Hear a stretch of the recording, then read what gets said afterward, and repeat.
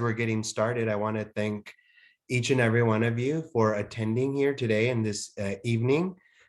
So you could be doing anything with your Tuesday evening, or yeah, it's actually Monday.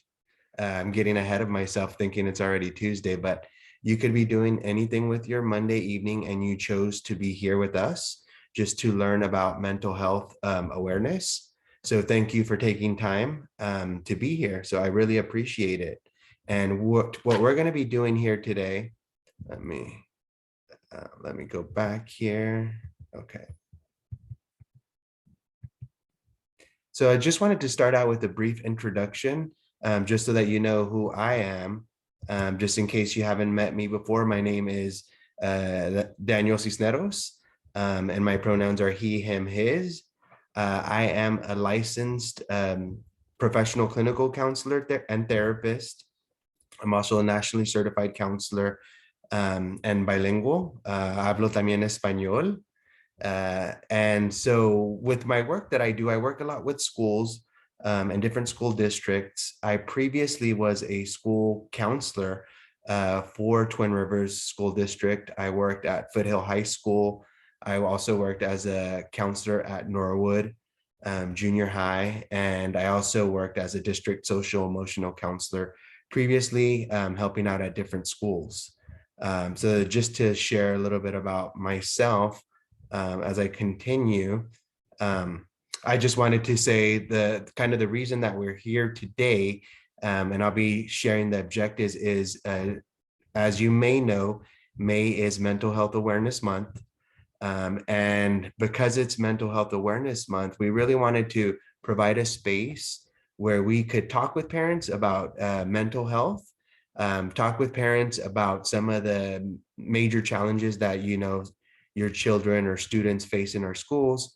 And we want to be able to provide resources and support so that we could assist, our children and our students when they struggle with mental health issues.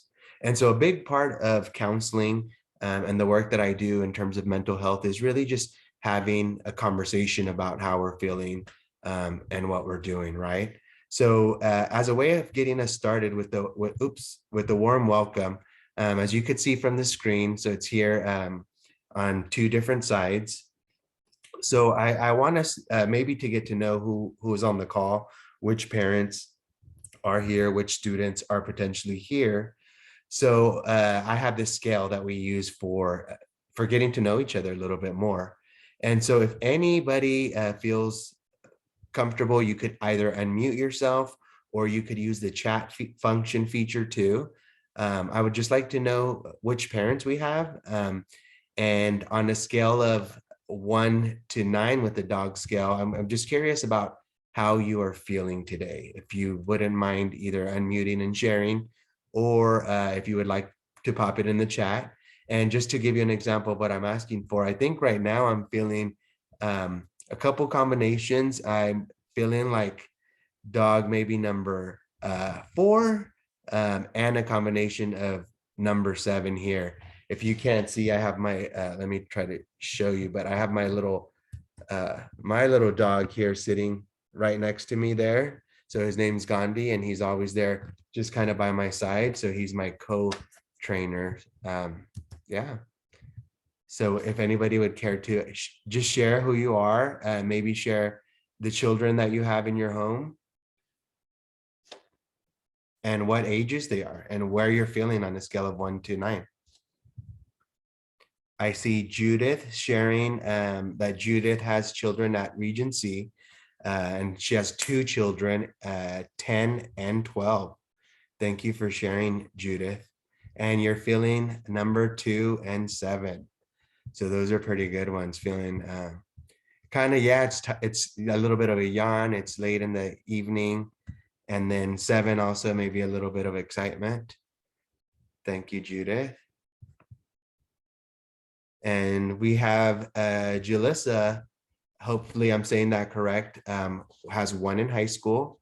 You are a parent and you're feeling number 6. So thank you for sharing. And then I see we have Miss Lopez, Brisa. has children at Foothill High School, 3 boys, 15, 10, and 12. And then Daniel, Las Palmas Elementary, thank you for sharing. And Brisa said, feeling number 7 also. So that's great. Thank you all for sharing, and you're welcome to keep that going into the chat.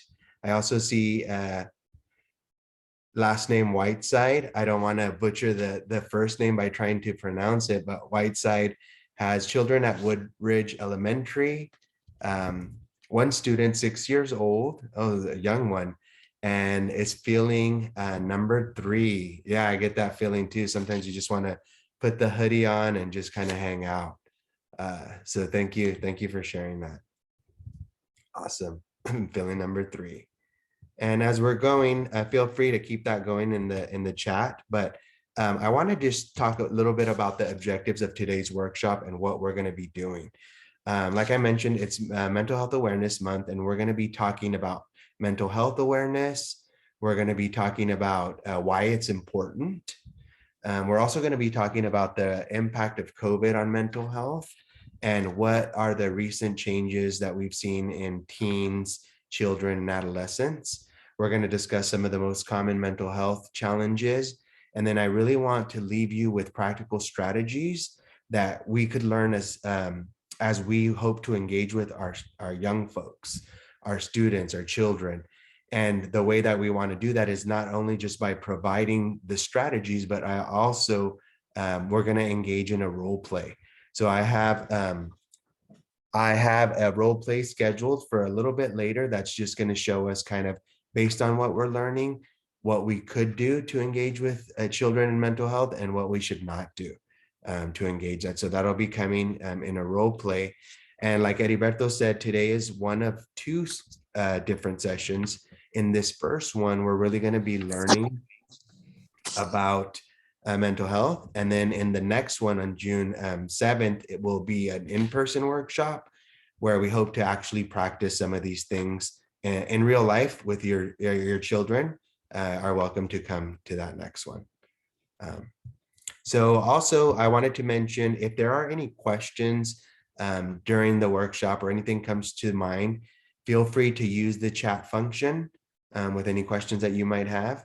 And if you want to also, if you would like to actually share out loud and unmute yourself with questions, that's an option too. You could either use the raised hand function or just unmute and kind of ask the questions as we go along.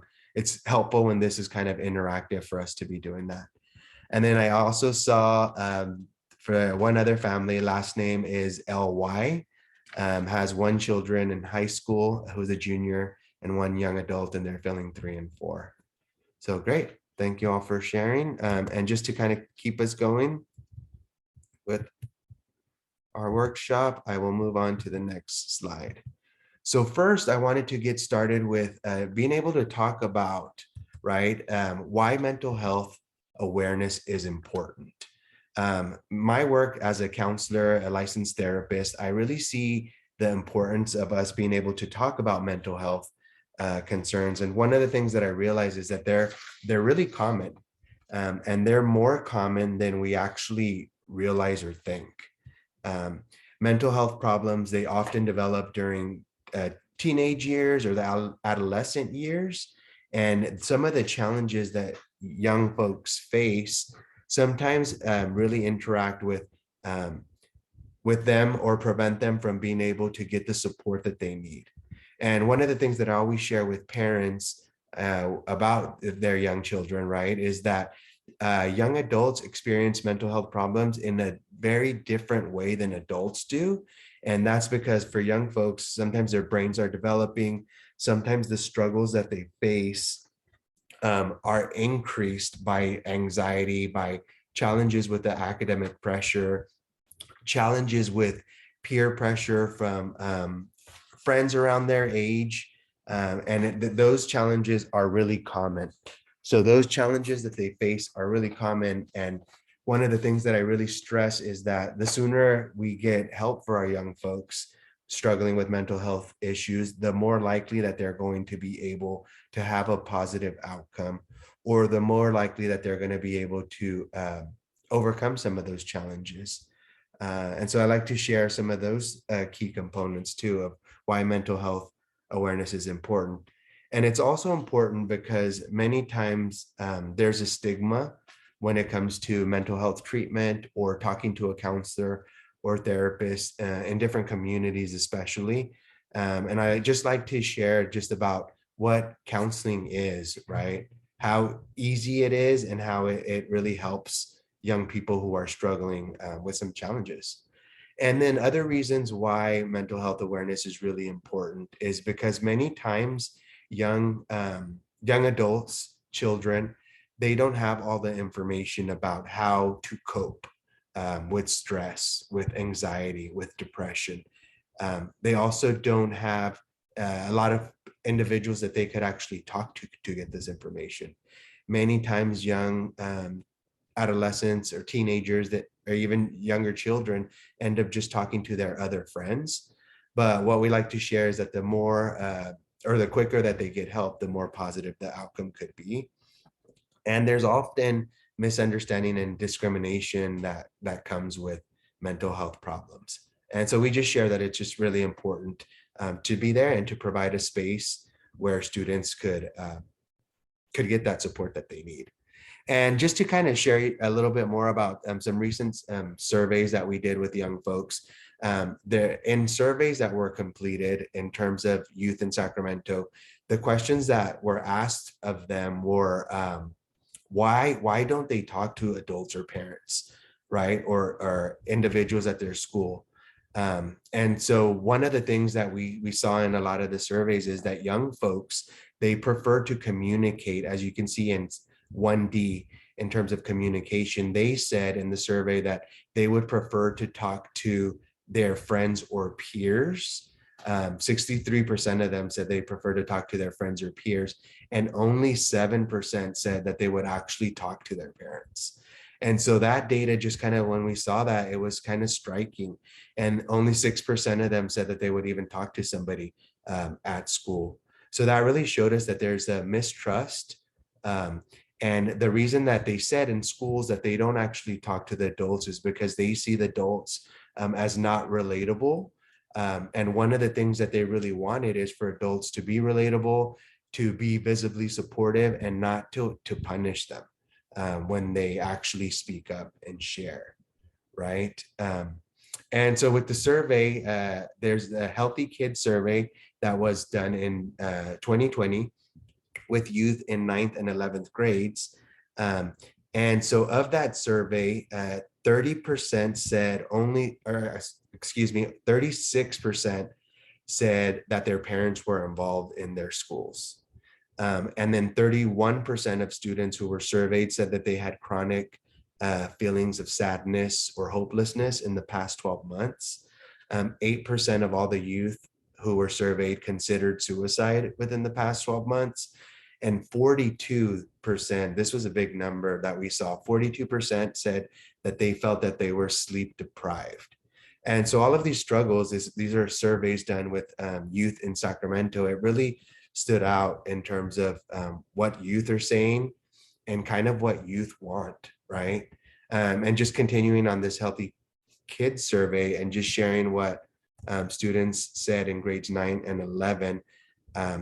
Students really said that they wanted caring adult relationships, right? That they wanted parents to be involved in their school. And when we see in the bottom section of substance use and physical mental health, 55% of the students were sleep deprived, 25% experienced chronic sadness or hopelessness. So these numbers really stood out to us, and it really made us think about some of the challenges that that young folks are facing. So just to share a little bit about that data. And as we continue, like I mentioned, today what we really want to do is provide practical tools that will help us in terms of communicating with young folks in a better way, right? And one of the things that I really like to share, as I mentioned, I'm a licensed clinical therapist, and I also work with families. I work with couples doing couples therapies. Um, I specialize in different type of work. And what I really like to share with parents is some of the useful tools and tips that I use in couples therapy. And this is one of the key ones that I really like to share with parents because it's useful not only for the work in couples therapy, but it's also useful in learning how to engage and interact with our children. So I wanted to just present this quick information about some of the leading research in terms of couples therapy and just communication therapy. So Dr. John Gottman has, in his research, has worked with thousands of couples, right? And in the thousands of couples that he's worked with, he has really looked at the research about like what are the main communication strategies that cause conflict in a couple. And the main issues that cause conflict in a couple also causes conflict in terms of parent-child relationships. And so in the research that I share here, John Gottman shows that these four things that you see here, the four horsemen, are the four things that we do in communication with either our spouse, partner, or with our children also. So the four things that we tend to do cause that conflict and prevent couples from being able to engage and prevent parents from being able to engage with their children, right? And the four things that are presented, number one is criticism. So the research shows that, oops, let me go back here. The research shows that when we criticize our partner or when we criticize our children, it's going to really prevent them from wanting to talk with us or wanting to engage with us. And so criticism is like attacking somebody's personality or character. So that's the first one. The second one, the second horseman is contempt. So that's when somebody attacks another person's sense of self with an intent to insult or abuse is number two. And then the third one is defensiveness, right? So defensiveness is when you tend to perceive that somebody is attacking you. So it could be, for example, if you perceive that your child is saying something negative about you and you tend to defend yourself. So that's defensiveness. And then the last one is stonewalling. So stonewalling is withdrawing to avoid conflict when you tend to disapprove of what your child or your partner is saying, when you distance yourself or just become like really silent and mute. So those four indicators, criticism, contempt, defensiveness, and stonewalling, the research with the thousands of couples and parents that has been completed with this actually show that if you do these four things, that your relationship is going to end up in divorce, right? The research has shown this. And when we apply the same thinking to parent-child interactions, it really makes sense. It really makes sense that if we criticize our children, if we become defensive when we're talking with them, if we attack their sense of self, it's going to make our young folks, our children, not want to engage or talk with us. So on the left side are the four components. So on the right side, we're going to be talking about how we could counter some of these components, right? So the example that I will give you, instead of criticizing your child when you have something that you want them to work on or improve. So say, for example, I will give you one example. If you have a teenager that's 15 and you really want them to clean their room, right? You're stressed, you're fed up because no matter how hard you tell them to clean up their room, they're never going to do it. So you end up criticizing them. You maybe say something like, you never clean your room, it's always a mess, you're never going to learn. That's a sense of like you're criticizing them as a person. And when you criticize your child as a person, they feel defeated and they're not going to do what you ask of them. So instead of criticizing, you could actually start the conversation in a different way with a gentle startup. So a gentle startup could be like, hey, hey, son or daughter, whoever, whatever their name is, can I talk with you for a quick second? I need us to work on something, right? So if you start with the I need instead of blaming them, it's expressing a positive need, and you're getting the conversation ready by starting it up instead of just jumping into quick criticism. So we'll be practicing some of these. And so the second one is contempt. Instead of attacking someone, right? What you would want to do is build a culture of appreciation, reminding yourself of the things that your child or your partner is good at, and starting with some of those things. So if you wanted them, for example, to clean their room, you could start by saying, like maybe like last week when you cleaned your room, you did a really good job. Or if it's about homework assignments, like you're really smart and I know you could do the work, but I just need you to really engage and get your homework done. So building those different things could really help that communication. And I know this is a lot of information, but we're just starting it, and we'll be practicing it, and we'll be showing you exactly what I'm talking about in a bit. So if this is, oops, if there are any questions, like I mentioned, feel free to use the chat function as well. And so I wanted to talk about the impact of COVID also on youth and mental health, because as we know, we're finally getting out of the situation. But what we really need to pay attention to is that the time where youth were not engaging with their friends as much as they were, it really created a lack of connection. So one of the things that I'm really seeing with youth that I work with in schools and in counseling is that there's uncertainty about the future. There's unintended negative challenges that increase the anxiety that students are facing.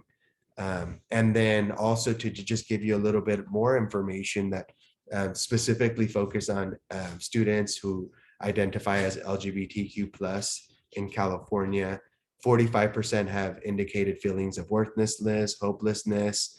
93% of LGBTQ plus students in California report having trouble getting to sleep at night. More than 78% of youth felt depressed or down in the past week, and 84% of LGBTQ plus youth in California rated their average stress level as a 5 or higher. So all of these statistics and data really point into mental health challenges that young folks face, right? And so I want to talk a little bit about what mental health disorders are. And so as we talked about, it's Mental Health Awareness Month. And so a mental health disorder is much like a physical condition where you have headaches or where you have stomach aches, right? It's a disorder that causes a lot of chronic conditions or illnesses that affect an individual or student's ability to think, to behave, or to regulate their emotions. So what I always say is, like, when we think about mental health disorders, we could think about the 3 L's. So it's mental health disorders are things that get in the way of young folks, adults being able to live, laugh, or love. So some of the main challenges with mental health disorders include lack of attendance in school, lack of being able to carry out daily activities, or being able to engage in satisfying relationships. And some of the most common mental health challenges that we see in the work that we do as counselors, therapists, is a high percentage of anxiety disorders, 32%. Then there's high levels of mood disorders, like bipolar. And then behavior disorders like conduct disorders are at 19%. So these are just some of the most common mental health challenges that we face. So I want to take a quick just moment to interact and ask all the participants here, all the parents, all the young folks in the room also, what are some of the major mental health issues that you see with your children, or with the community that you work with, or with some of your peers if you are yourself a young person. So if anybody would like to share, I'd love to hear from folks. Yes, Judith, that was excellent what you just shared. And thank you so much for sharing, because you're exactly right on point. Like the challenges in the beginning where you talked about young folks and even young adults not being able to be in person because of some of the challenges, it creates a sense of disconnect. And that disconnect of not being around, not being able to finish school creates more anxiety and stress. And that's exactly true. And so I feel like a big part of what we need to do is just kind of build connection for them, like you said. So thank you for sharing that. And I really appreciate, Judith, also that you shared, and this is key, what you shared, that many times um, when young folks see parents responding in a way, or parents having the stress and anxiety, it would transmute onto the children, because we tend to forget that children are definitely like sponges. Everything that we do as adults, children see and then they respond to. And that's exactly true. So that's a really good point, because it's important for parents, for adults to really think about what we're doing, how we're engaging, how we're connecting, how we're listening to them. So thank you for sharing that. And then I saw Julissa also shared, yeah, it's definitely burnout is a big thing that we see. And then thank you, Crystal, also for sharing about yeah, the data. It's really mind blowing. I feel the same way when we see that what our children and youth are facing. Um, and it is important to listen more, to really ask open-ended questions. And yeah, definitely praising and complimenting. Thank you for sharing that. Would anybody else like to share? I see maybe Myrna. No, okay. Just saying hi. So thank you all for sharing. That's really good. I really like the interaction and hearing from you all. So I'm going to go back into sharing my screen.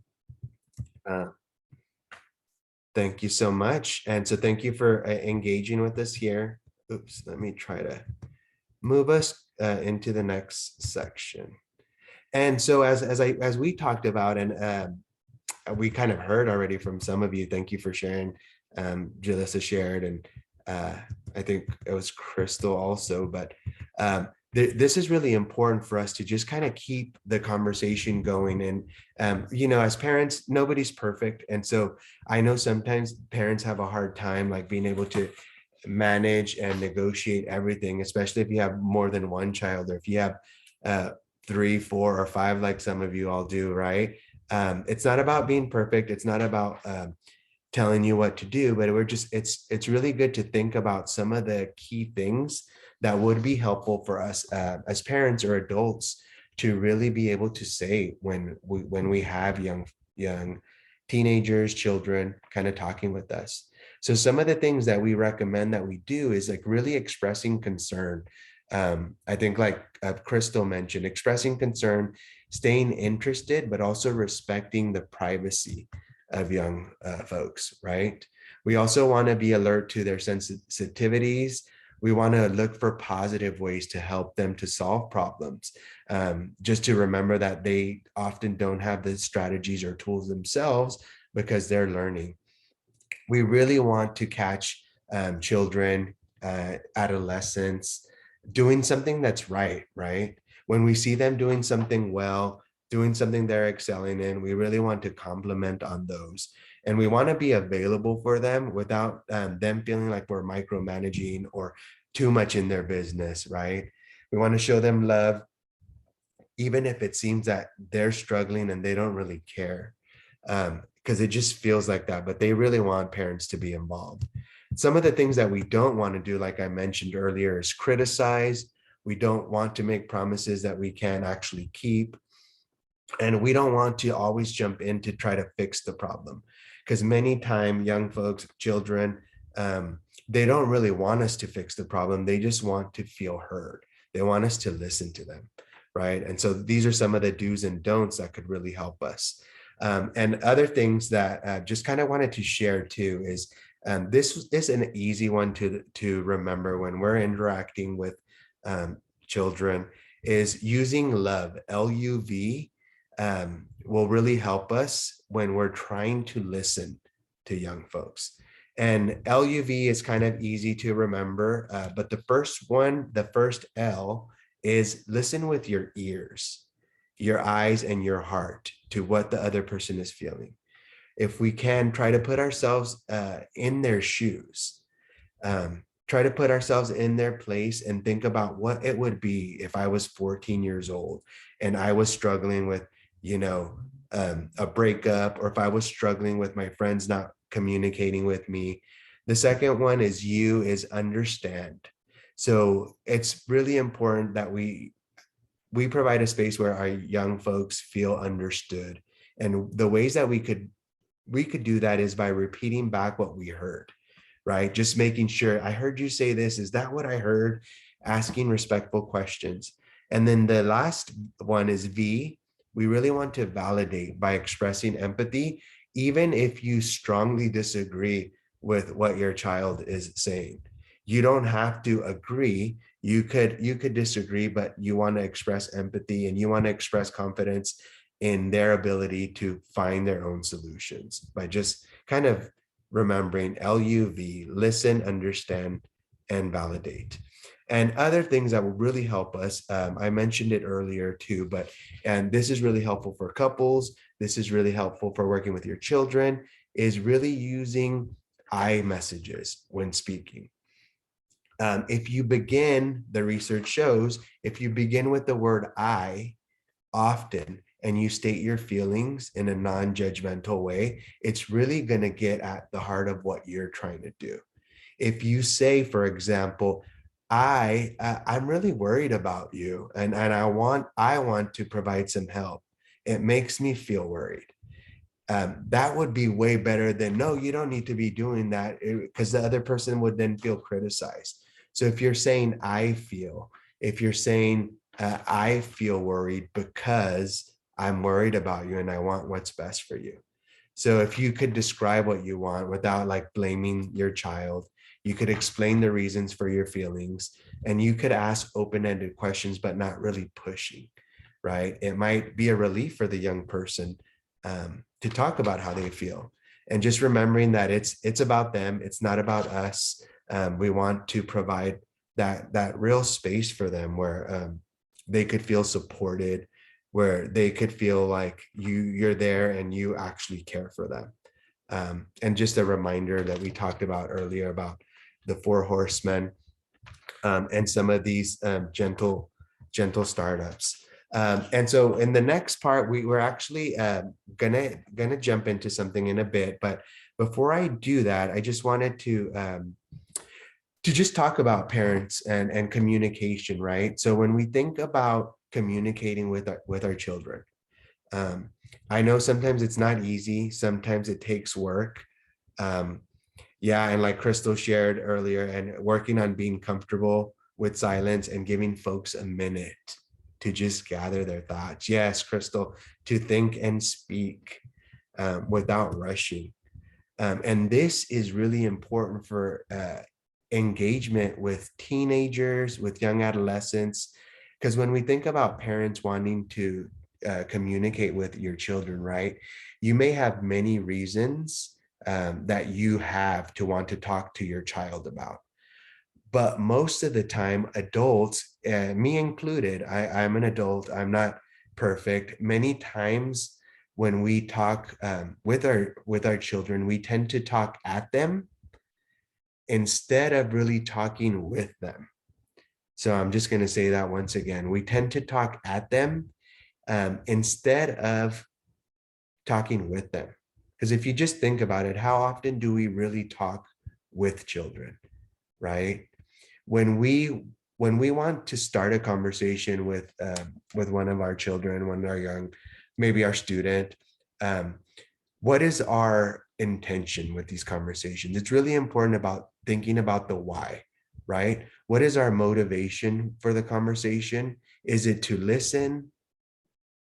Is it to learn? Is it to understand? Or do we tend to just jump into a conversation because we want to win an argument, or we want to prove something, or we want them to do something? Many times adults tend to only want to share their thoughts, what they're thinking, their worries, their concerns, without really asking the children what their worries, their concerns, their questions are.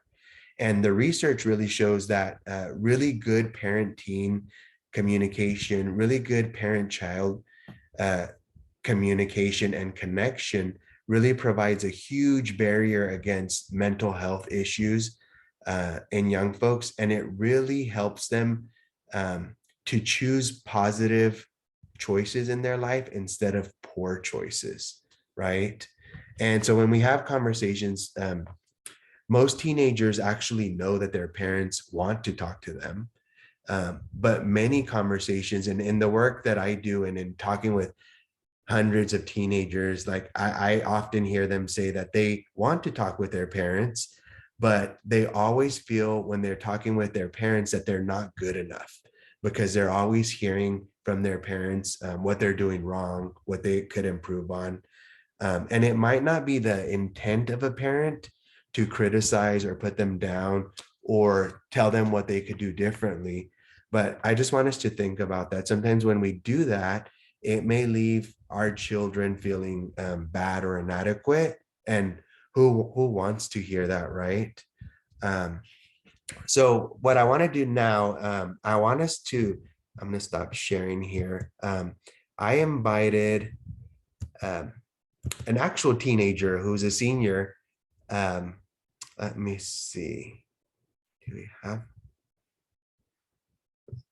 Lexi? Are you here? Oh yeah, you are here. So I actually invited a real life teenager who is a senior in high school and is my niece. So Lexi, if you could unmute. Awesome. Yeah. Yeah, thank you so Hi. much. That's so bright. Oh, and you're sharing your screen. Thank you for joining us and being here with us. Of course. So Lexi is a real life senior, and she's my niece. Um, and so what we want to do, we wanted to just show you a role play of, like earlier I said, how to have a conversation and how to not have a conversation with a teenager. So we want to provide an actual way of looking at it. So we're going to first share just a quick role play of what a typical conversation, which I call a closed conversation with a teenager, looks like. And this is really showing you what not to do, right? And many times this is how conversations with teenagers go. And then the second part, after we do that, we want to show you an example of how a conversation could go using LUV, right? Listen, understand, validate, and just provide a way to do that. And so as you listen to us, I just want you to think about it and maybe make some notes mentally, or you could write them down about what you saw, and maybe how you could use this. All right. So thank you again, Lexi, so much Of course. for being here. So are you ready for us to Yeah. kind of start? Okay. So let me close this screen. Give me 1 second. All right. So first, yeah, this is what a typical conversation tends to look like. So I'm just being a typical parent. So Lexi is walking in to the house from school. Um, I could see that she's a little upset. So I normally, maybe this is a conversation how it would start. So ready to start the scene. How was school? Fine. What did you do? Nothing. Didn't you have a test today? Uh-huh. Well, how'd you do? I don't know. You must have some idea. I just told you. I don't know.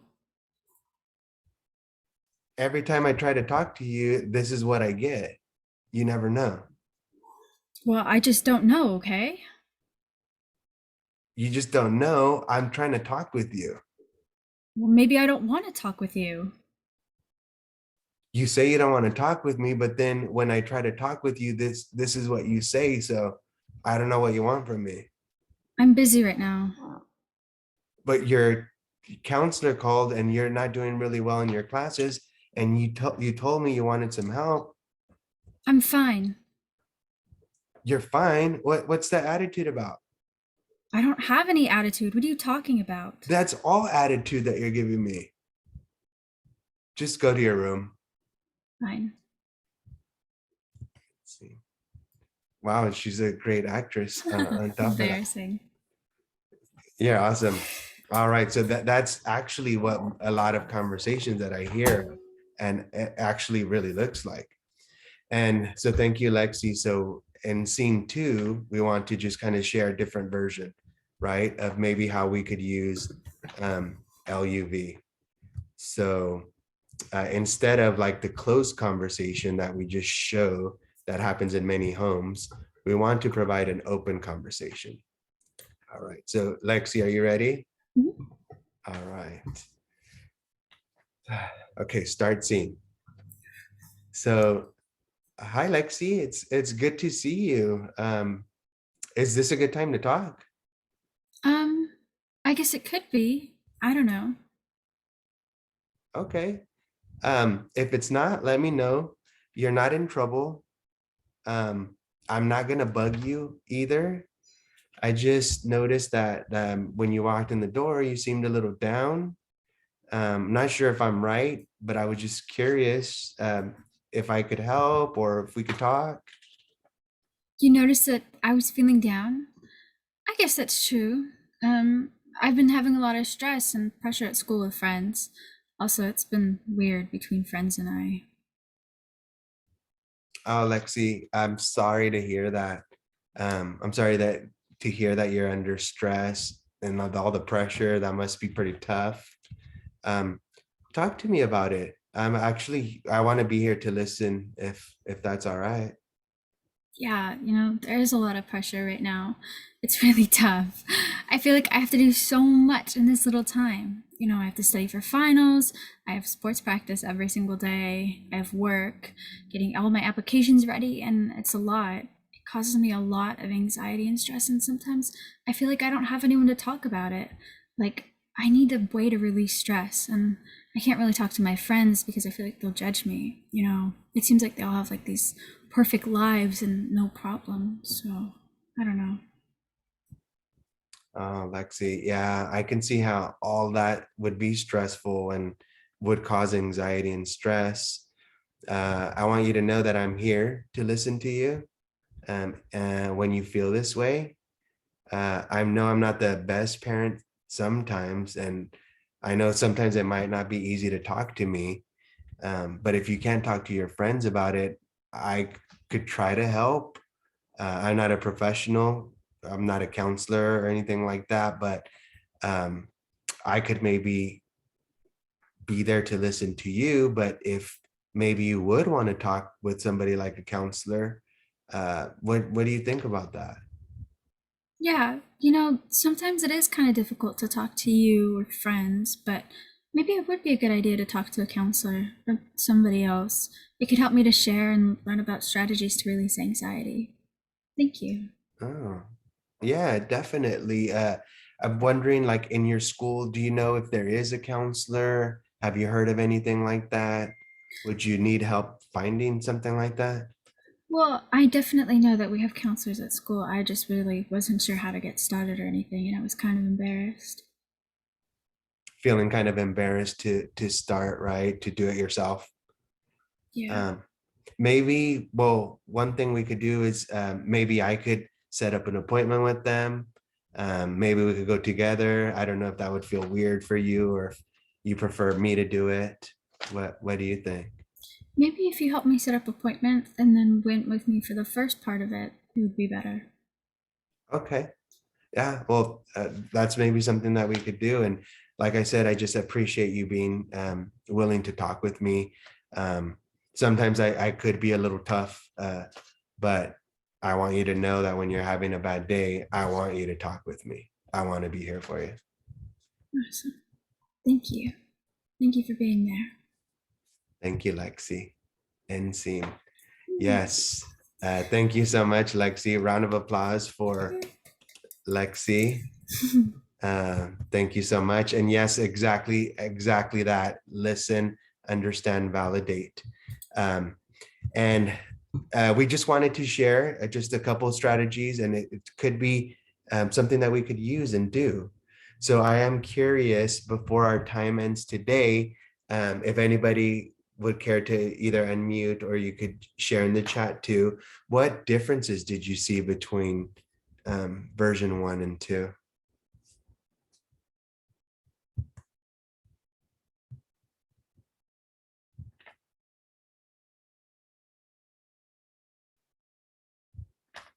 Thank you, Crystal. All the credit goes to Lexi. I see from Miss Whiteside, compassion and understanding, potentially in the second one versus the lack of compassion and understanding in the first one. What else did we maybe see that was different? Yes, listening and encouraging, validation of her feelings and thoughts. Yes. And I know it seems like something difficult to do, but when we think about it and we just remember LUV, it's something that we could actually do. Practice.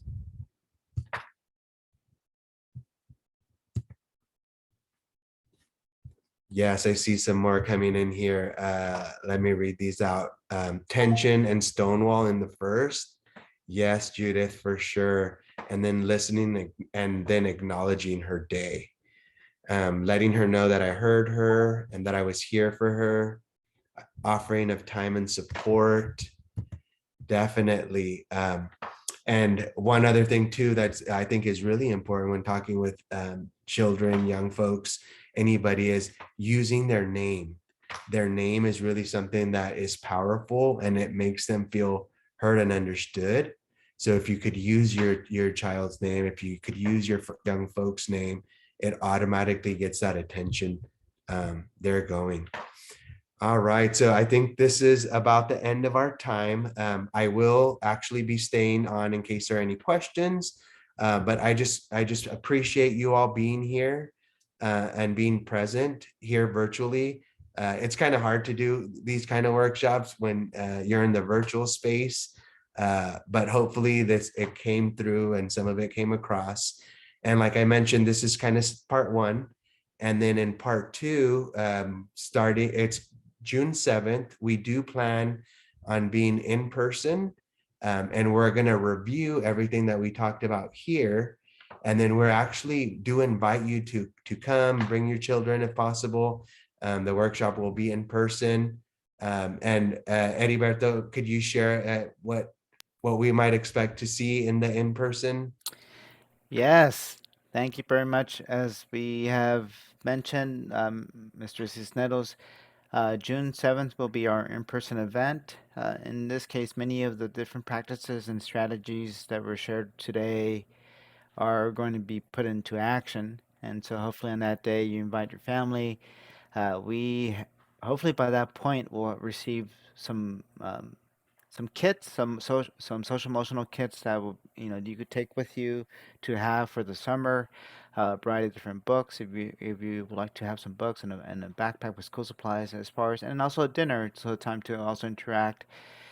This will be on June 7th, which is a Tuesday, which is sort of our closing week with a variety of different events we'll have on that week. And we just hope that many of you will be there. Family time starting at 6 with a dinner provided, and a chance to interact with each other and your children, and then sort of just bring a lot of the interactions that we have within this small little Zoom square into action. And we hope to see many of you there. Thank you, Heriberto. And I am putting my email in the chat also in case there's any questions or anything that comes up after. But I am available now if there are any comments or questions. Now would be a good time. And thank you so much, Lexi, for joining us today. You are a rock star. And so I really appreciate you and your excellent role play and acting skills.